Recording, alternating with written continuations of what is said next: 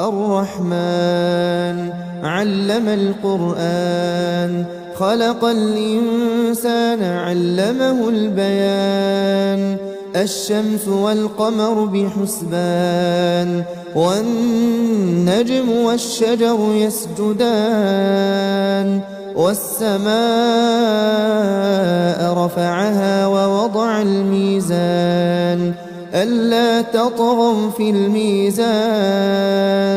وأقيموا الوزن بالقسط ولا تخسروا الميزان والأرض وضعها للأنام فيها فاكهة والنخل ذات الأكمام والحب ذو العصف والريحان فبأي آلاء ربكما تكذبان خلق الإنسان من صلصال كالفخار وخلق الجان من